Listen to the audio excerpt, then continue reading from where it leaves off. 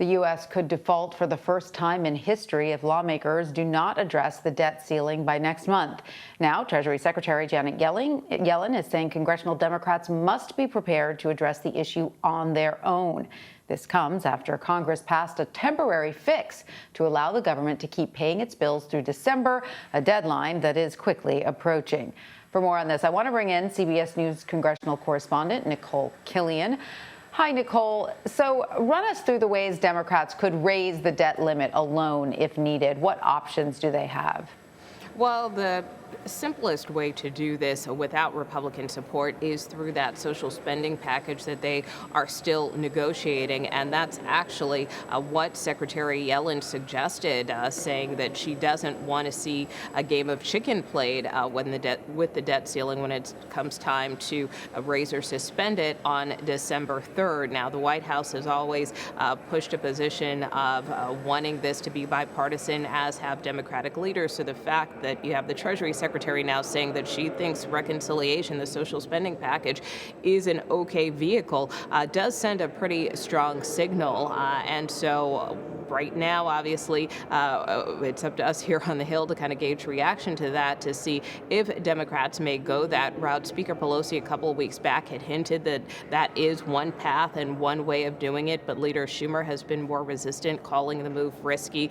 Senator Sanders as well has really not necessarily laid the groundwork for that to be included, or at least the last time this was supposed to come up for a potential option. He did not start drafting anything to that end since he's the budget chairman. So that really is the question to lawmakers, to see if this is a route that they're willing to go. We do know that Republicans have made it very clear in very strong terms that they are not going to go along with any type of debt limit suspension or increase. Again, that they are putting this on Democrats. They want Democrats to go it alone.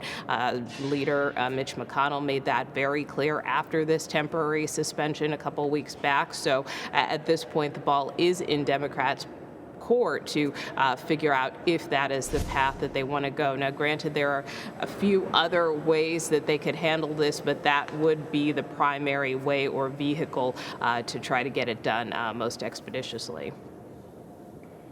And Nikole, if the debt limit is not raised, the U.S. could run out of money to pay its bills by mid-December. So remind us of the consequences if the country defaults on its debts.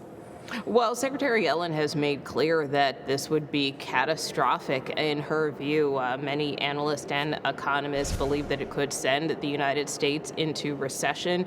Secretary Yellen has also warned that it would inhibit the government's ability to pay critical entities, whether that's cutting Social Security checks, whether that's paying troops.